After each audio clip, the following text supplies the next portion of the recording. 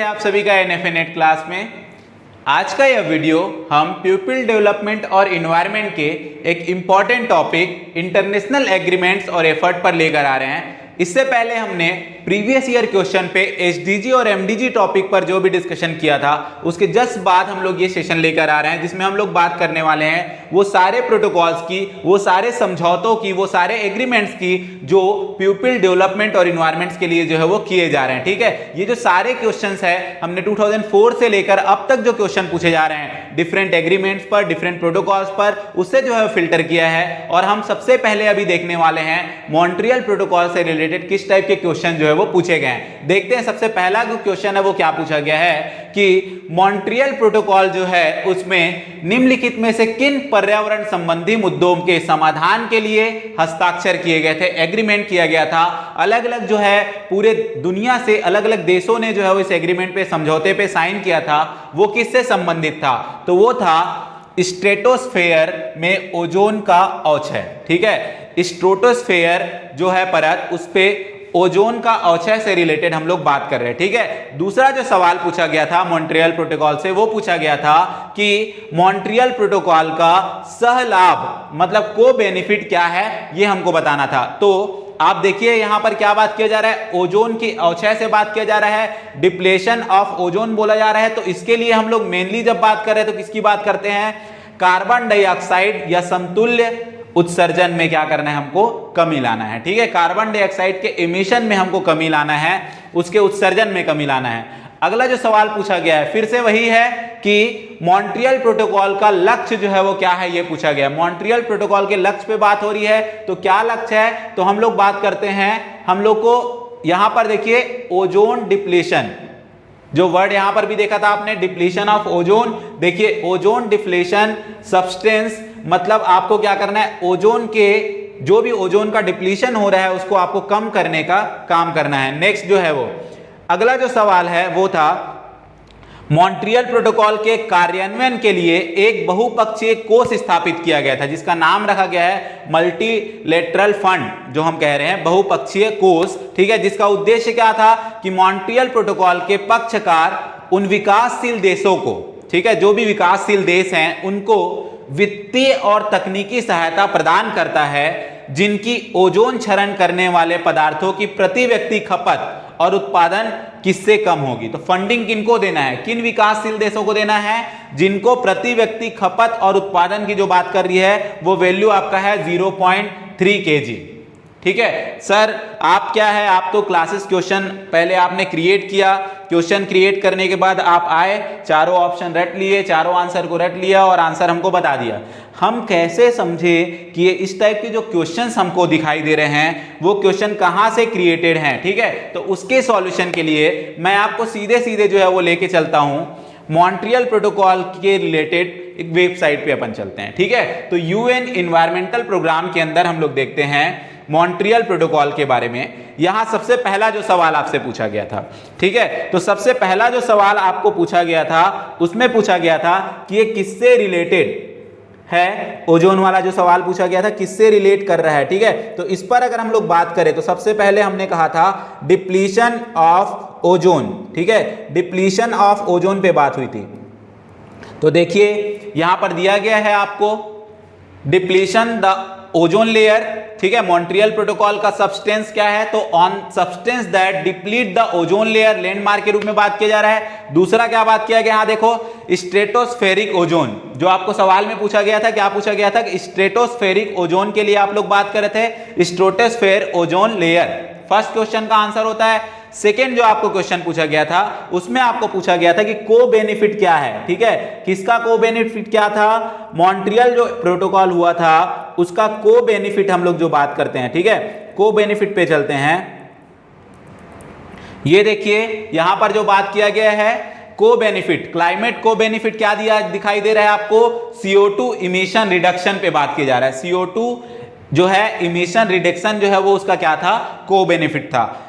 तीसरा जो सवाल आपसे पूछा गया था, तीसरा जो सवाल पूछा गया था उसमें भी आपको जो है वो क्या बात किया गया है कि ओजोन के डिप्लीशन पे बात किया गया है, मतलब ओजोन का जो क्षय है, ठीक है, ओजोन डिप्लीशन को हम लोग को कम करना है, इसके लिए हमने जो है वो सिग्नेचर्स किए थे। ये बात हुआ था लास्ट जो क्वेश्चन आपसे पूछा गया था कि प्रति व्यक्ति जो खपत है या उत्सर्जन है, ठीक है, उसको फंडिंग वाली जो बात की गई थी उससे रिलेटेड मैं आपको दिखा देता हूं। सेम एक सिंगल लिंक है, सिंगल लिंक के वेबसाइट पे आप जाएंगे आपको पता चल जाएगा। हमने बोला था बहुउद्देशीय जो फंड की बात की थी, कोष की बात की थी, यहां आप देख सकते हैं less than to 0.3 kg value रखी गई है, उनको क्या किया जाएगा, फंड राइज करने का काम किया जाएगा। ये जो सारे क्वेश्चंस आप देख रहे हैं ये किससे रिलेटेड क्वेश्चन हो गए, मॉन्ट्रियल प्रोटोकॉल से रिलेटेड जो है वो क्वेश्चंस हो गए, ठीक है। नेक्स्ट जो क्वेश्चन है हमारा, नेक्स्ट जो इंपॉर्टेंट प्रोटोकॉल है, अगला जो समझौता है, ठीक है, वो हम लोग बात करते हैं क्योटो प्रोटोकॉल से। मॉन्ट्रियल प्रोटोकॉल के बाद हम लोग बात करते हैं क्योटो प्रोटोकॉल।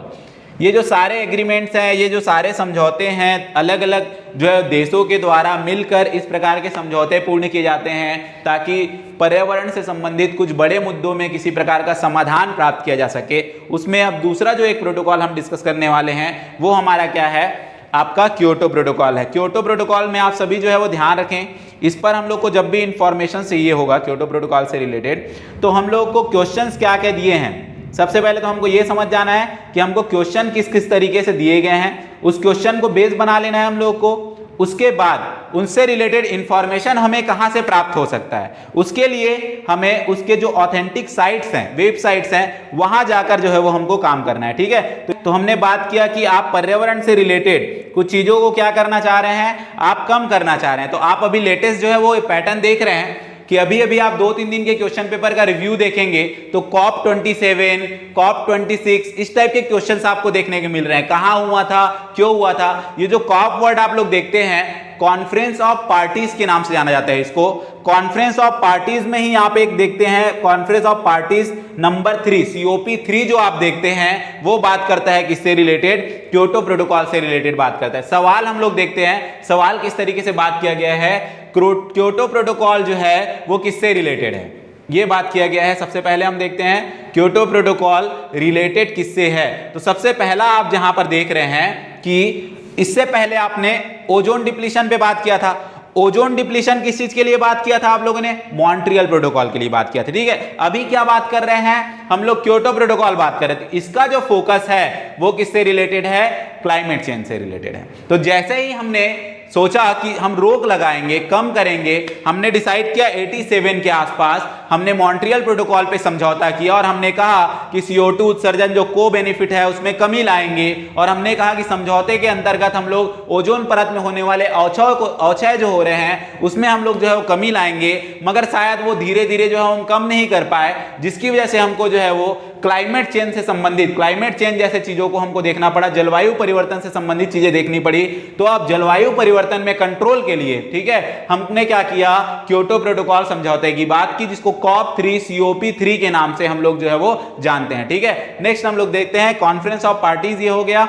इस पर हम लोग बात करते हैं 3, ये था किससे रिलेटेड है, तो क्लाइमेट चेंज से रिलेटेड है। अगला जो क्वेश्चन पूछा गया है कि क्योटो प्रोटोकॉल के अंदर जो 2 कमिटमेंट पे सवाल पूछा गया है, फर्स्ट कमिटमेंट क्या था और सेकेंड कमिटमेंट क्या था, ये हम लोग देखने वाले हैं, ठीक है। तो फर्स्ट कमिटमेंट जो हम लोग यहां पर देख रहे हैं कि फर्स्ट जो कमिटमेंट था 37 इंडस्ट्रीज जो हम लोग बात करें, ठीक है। फर्स्ट कमिटमेंट कहां पर, यहां पर क्या बात की जा रही है, 37 जो इंडस्ट्रीज हैं उसको यूरोपीय समुदाय को देशों द्वारा हरितगृह गैस उत्सर्जन के लिए प्रथम प्रतिबद्धता अवधि क्या थी। पहले बार जब उनको क्या किया गया था, रिडक्शन करने के लिए ग्रीन हाउस गैसेस को, ठीक है, इंडस्ट्रीज को मतलब यूरोपियन कमेटी कंट्रीज वाली जो इंडस्ट्रीज थी उनको जो है वो उनके लिए क्या पीरियड, क्या समय जो है वो डिसाइड किया गया था। तो उनके लिए जो समय हम लोग देखते हैं वो आपका था 2008 से लेकर 2012 तक का पहला कमिटमेंट था, ठीक है। दूसरा जो कमिटमेंट हम लोग देखते हैं कि क्योटो प्रोटोकॉल के अंतर्गत दूसरी जो प्रतिबद्धता थी, दूसरा जो कमिटमेंट था, अवधि में 1990 के स्तर तक कम से कम कितने प्रतिशत गैस की कटौती की जाएगी, बात की गई थी 18% तक गैस की कमी करने की बात की गई थी, ठीक है। यह बात हो रही है। तीसरा जो सवाल था, चौथे सवाल में हमसे पूछा गया कि क्योटो प्रोटोकॉल के अंदर जो ग्रीन हाउस गैसेस हैं, ग्रीन हाउस गैसेस, किन किन ग्रीन हाउस गैसेस को क्या किया गया था, एडॉप्ट करने का बात किया गया था। ये हम लोग को यहां पर दिया गया है। तो carbon dioxide, methane, nitrous oxide, hydrofluorocarbons, perfluorocarbons और सल्फर हेक्साफ्लोरोस, ठीक है, फ्लोराइड। तो ये जो है वो आपके सातों जो हैं, ठीक है, यहां पर जो 6 टोटल नाम दिए गए हैं, 6, ये 6 जो है आपके जो है वो डिसाइड किए गए थे कहां पर, तो CFG गैस के रूप में पहचान किए गए थे। कहां एक पहचान किए गए थे, तो क्योटो प्रोटोकॉल में जो है वो ये पहचान किए गए थे। इससे रिलेटेड आपको जानकारी जो है मैं दिखा देता हूं। इससे रिलेटेड जो जानकारियां हैं वो आपको एक वेबसाइट से क्लियरली जो है वो मिल जाएगा। क्वेश्चन जब भी पूछा गया है, ठीक है, क्वेश्चन जब भी पूछे जाते हैं तो इन सभी क्वेश्चंस के पीछे जो बेस है उसको हमको जानना बहुत ज्यादा जो है वो जरूरी होता है, ठीक है। तो सबसे पहले हम लोग देखते हैं क्या क्या सवाल हमको पूछे गए हैं। पहला सवाल पूछा गया किससे संबंधित है, क्लाइमेट चेंज। पहला कमिटमेंट किस समय यूरोपियन कमिटीज की बात की जा रही, 2008 से 2012। दूसरा कमिटमेंट कितना प्रतिशत कटौती करने की बात हो रही ग्रीन हाउस गैसेस को, तो 18%। कितने ग्रीन हाउस गैसेस की पहचान की गई थी, तो ये 6 जो है ग्रीन हाउस गैसेस की पहचान की गई थी, ठीक है। साइट पे अपन चलते हैं, इसकी साइट पे हम लोग को आंसर देखते हैं कि क्या क्या हम लोग को क्वेश्चन किया गया। सबसे पहले आप ध्यान दीजिए कि क्योटो प्रोटोकॉल देखिए, United nation framework convention on what, climate change, ठीक है। पहला जो सवाल था किससे रिलेटेड बात हुए थे, क्लाइमेट चेंज से रिलेटेड। दूसरा जो सवाल आपसे बात हुआ था पहला कमिटमेंट, तो फर्स्ट कमिटमेंट आप देख रहे हैं कि आपको 5% एमिशन रिडक्शन करना है। कहां, reduction target for 37 industries countries. किस पीरियड की बात हो रही है, 2008 से लेकर 2012 तक। किस पीरियड की बात हो रही है, 2008 से लेकर 2012 तक की बात हो रही है।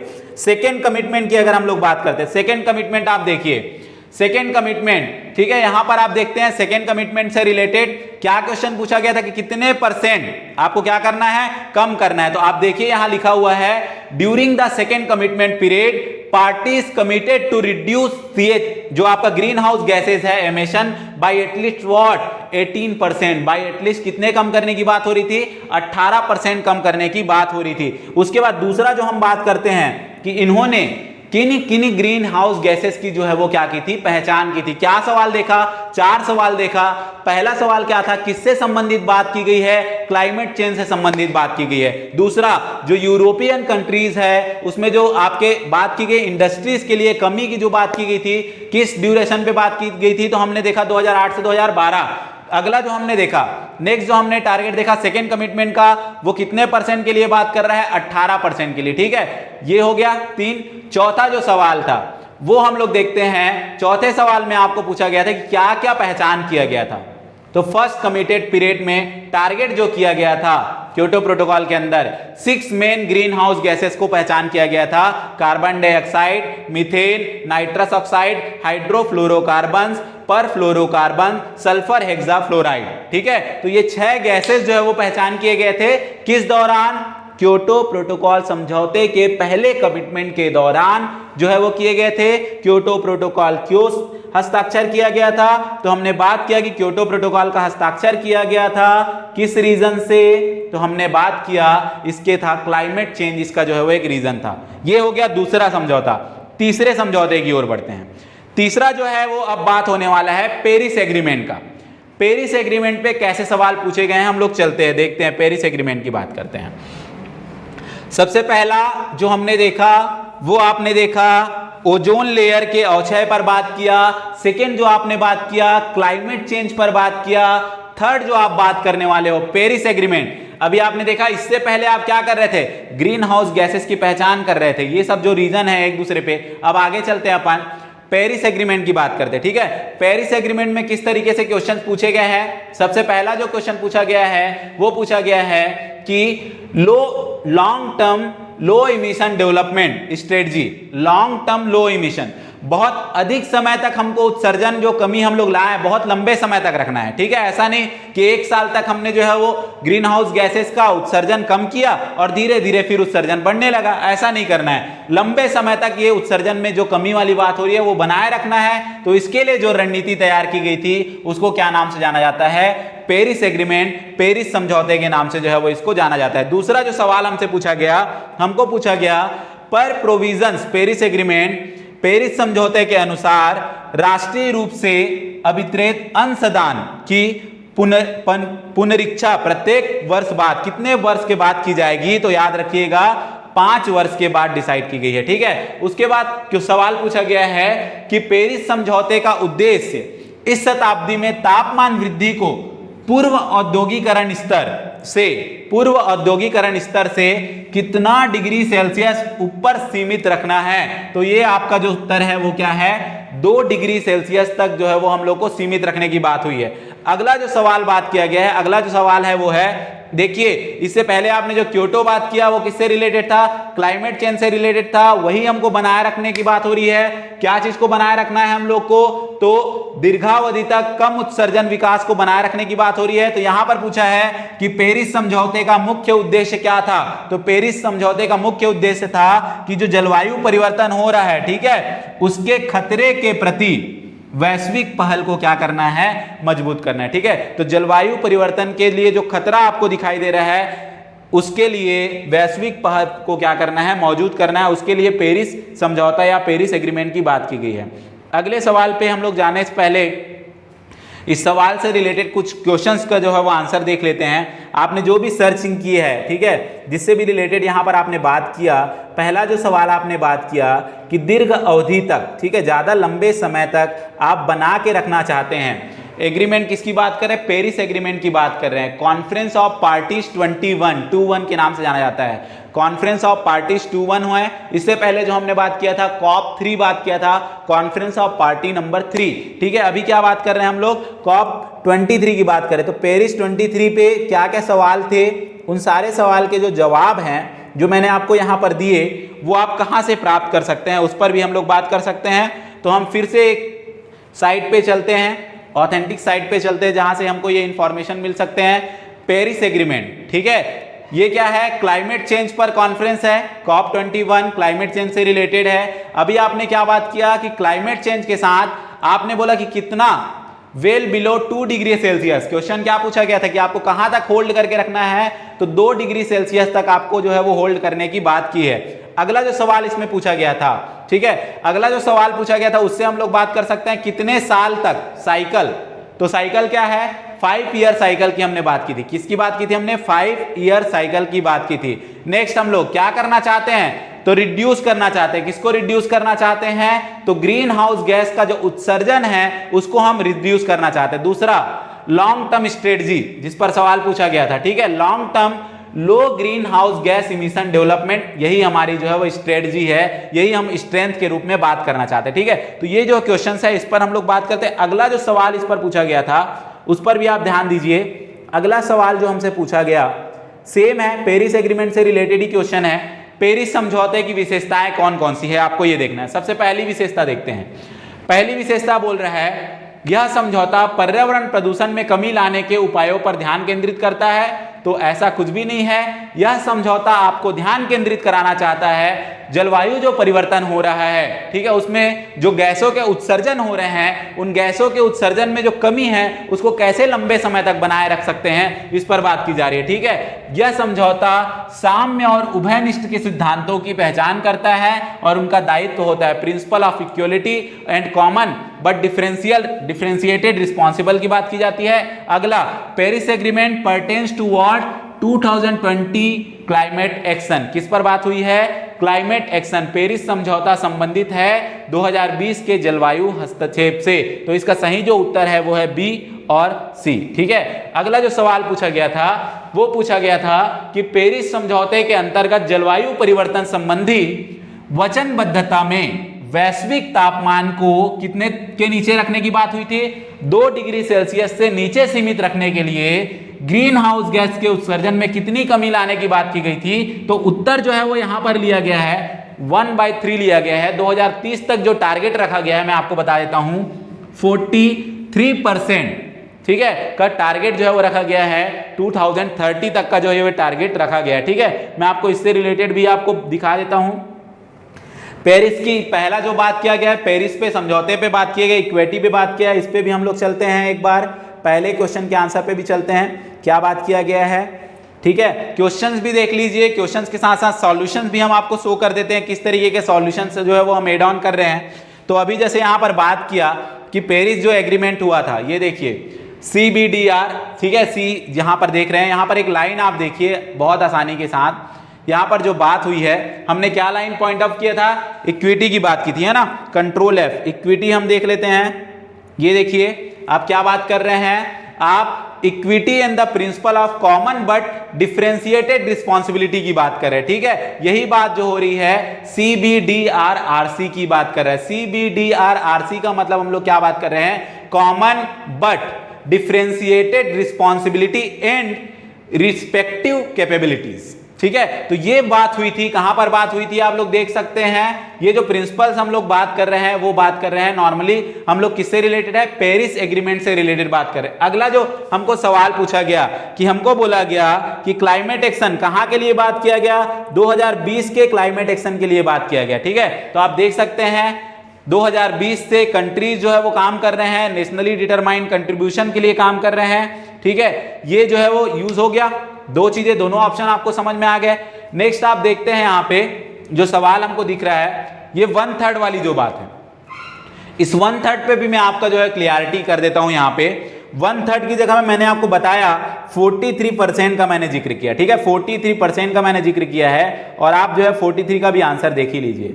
43% पे हम लोग बात कर रहे थे, 43% क्या वैल्यूज है, 2030 पे बात किया, ठीक है।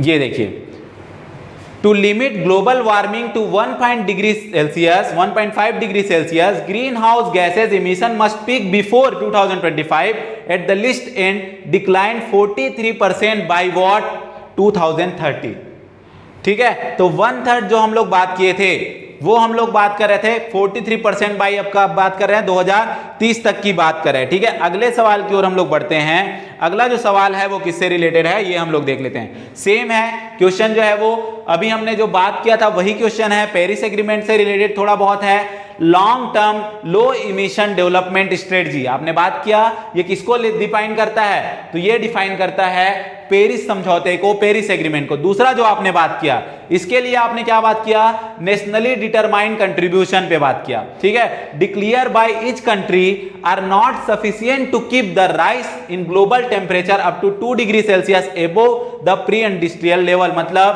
प्रत्येक देश द्वारा घोषित राष्ट्रीय रूप से निर्धारित योगदान NDC, ठीक है, वैश्विक तापमान में वृद्धि जो है उसको पूर्व औद्योगिक स्तर से 2 डिग्री सेल्सियस अधिक तक सीमित रखने के लिए पर्याप्त नहीं है। तो इसीलिए हमको क्या जरूरी है, इसीलिए हमको दीर्घावधि तक कम उत्सर्जन करने के लिए रणनीति बनाने की जो है वो जरूरत है, ठीक है। इस पर भी हम लोग बात कर ही लेते हैं कि हम क्या बात करना है। अभी आपने देखा NDC जो है वो आपने बात किया, इस पर भी हम जो है वो चर्चा कर देते हैं। ये आपका जो है वो आपको मिल जाएगा NDC, आप बोल रहे हैं नेशनली डिटरमाइंड कंट्रीब्यूशन, ठीक है। नेशनली डिटरमाइंड कंट्रीब्यूशन क्यों करना है, क्योंकि आपको क्या करना है, आपको जो है वो लंबे समय तक, ठीक है, लॉन्ग टर्म, यहां पर वर्ड जो यूज किया गया है, आपको जो है लॉन्ग टर्म स्ट्रेटजी बनानी है, ठीक है। क्या बनाना है, आपको लॉन्ग टर्म स्ट्रेटजी तैयार करना है, ताकि जो ग्रीन हाउस गैसेस का जो उत्सर्जन है, जिसकी वजह से हमको जो है वो क्या देखने को मिल रहा है, जलवायु परिवर्तन से संबंधित समस्याएं देखने को मिल रही हैं, उससे हम क्या कर सकें, उससे हम जो है वो कमी ला सकें उन चीजों में। इस पर हम लोग बात करें। अगला जो सवाल है, एक और जो क्वेश्चन उठा था, टॉपिक जो था आपका वो था पेरिस एग्रीमेंट के बाद था इंटरनेशनल सोलर अलायंस की बात होती है। इसके लिए आप हमेशा याद रखिए, हमारा देश जो है, ठीक है, भारत देश की जो हम बात करते हैं, ये इन्होंने सबसे पहले जो है वो पहल किया था किस चीज के लिए, कि इंटरनेशनल सोलर अलायंस होना चाहिए, ठीक है। ये हम लोग सस्टेनेबल डेवलपमेंट गोल की जब बात करते हैं, क्लीन एंड एफोर्डेबल एनर्जी की जब बात करते हैं, तो वहां पर ये सबसे मेन चीज है कि सौर ऊर्जा के लिए ज्यादा प्रयोग किया जाए, सौर ऊर्जा का। इसके लिए क्या बात की गई थी, तो बहुत सारे कुछ देश हैं, उन कंट्रीज ने क्या किया था, उन्होंने मिलकर एक समझौते पर साइन किया था, जिस साइन को हम क्या कहते हैं, उसको हम कहते हैं इंटरनेशनल सोलर अलायंस का जो है वो नाम दिया गया था, ठीक है, इंटरनेशनल सोलर अलायंस। उससे रिलेटेड क्वेश्चंस हम लोग देख लेते हैं और क्वेश्चन के साथ हम लोग सॉल्यूशंस भी देखेंगे, किस तरीके के सॉल्यूशंस हमको इस पर प्राप्त होते हैं।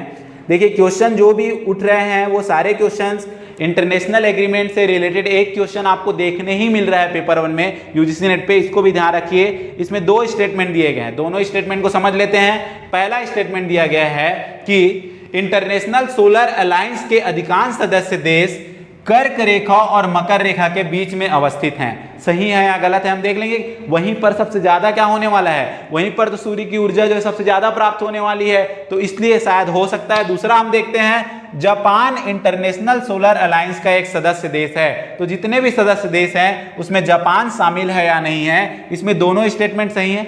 ठीक है, दोनों ही स्टेटमेंट के लिए मैं आपको सॉल्यूशंस की ओर लेके चलता हूं। सॉल्यूशन पे हम लोग बात कर लेते हैं सीधा सीधा।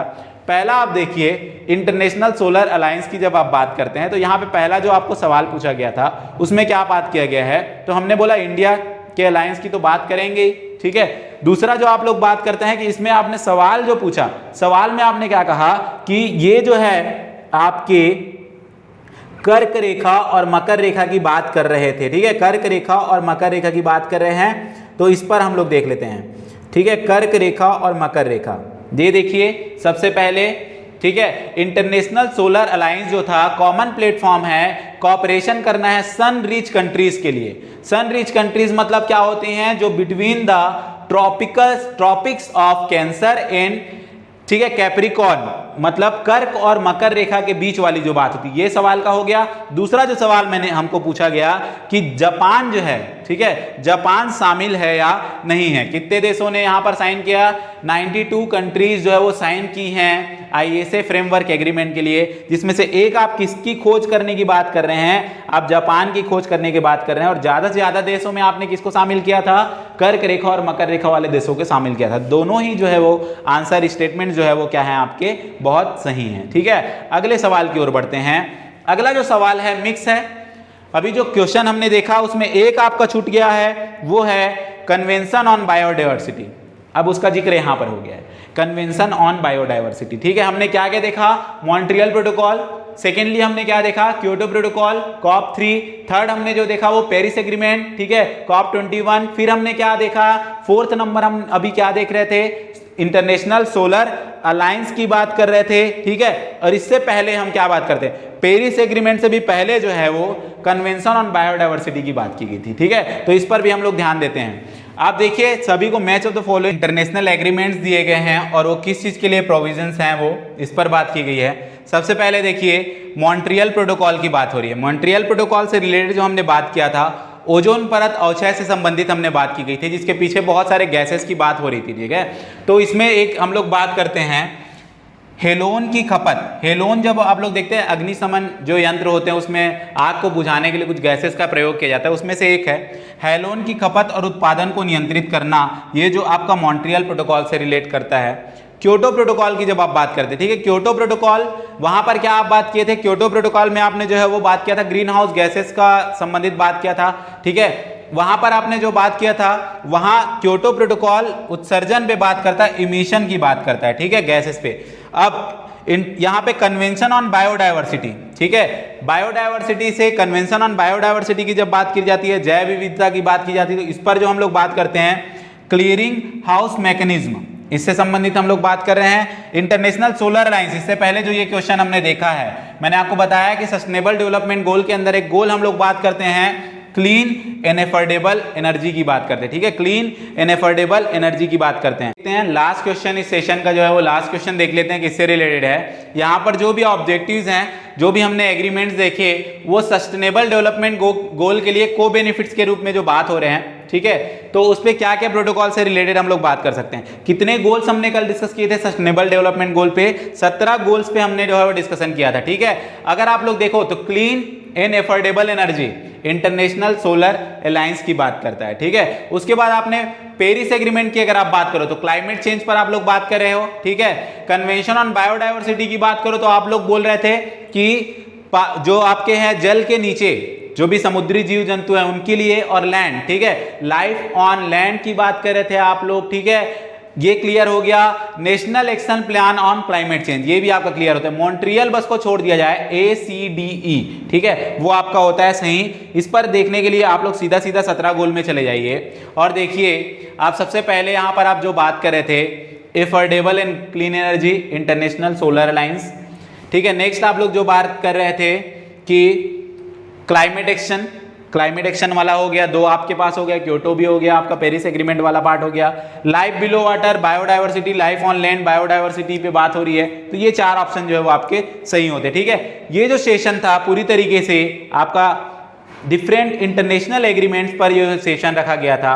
आप सभी को पता होना चाहिए कि क्या इंटरनेशनल एग्रीमेंट, क्या क्या एफर्ट किए जा रहे हैं, किस चीज से रिलेटेड हम लोग बात करते हैं। तो पीपल डेवलपमेंट और इन्वायरमेंट से रिलेटेड क्या क्या जो है वो एग्रीमेंट्स हैं या फिर समझौते किए गए हैं सभी देशों के द्वारा, डिसाइड किया गया किस तरीके से इन चीजों पर जो है वो कमी लाई जाए, ठीक है। ये जो सेशन है वो आप सभी के लिए एग्जाम पॉइंट ऑफ व्यू से, ठीक है, और नॉलेज के पॉइंट ऑफ व्यू से भी बहुत ज्यादा इंपॉर्टेंट है। आप सभी यदि इस वीडियो को जो है वो शुरू से नहीं देख पाए होंगे तो प्लीज आप शुरू से जाकर इस वीडियो को जरूर देखें। और इससे पहले मैंने कुछ वीडियोस और अपलोड किए थे, एक था एसडीजी पे और एक एमडीजी पे, और हमारे एक और टीचर के द्वारा नेशनल एजुकेशन पॉलिसीज पर भी कुछ डिस्कशन किया गया है, जो अभी का इंपॉर्टेंट टॉपिक है, बहुत हॉट टॉपिक है। किस पॉइंट ऑफ व्यू से अभी पूछे जा रहे हैं, फेज 1, फेज 2, फेज 3 के जो क्वेश्चन रिव्यूज हमने देखे हैं उसमें इन सारी क्वेश्चंस का क्या किया गया है, जिक्र जरूर किया गया। तो जो सब्जेक्ट्स के एग्जाम अभी बचे हुए हैं उनमें भी इस प्रकार के सवाल जो है वो पूछे जा सकते हैं। अब तक वीडियो में बने रहने के लिए आप सभी का बहुत बहुत धन्यवाद।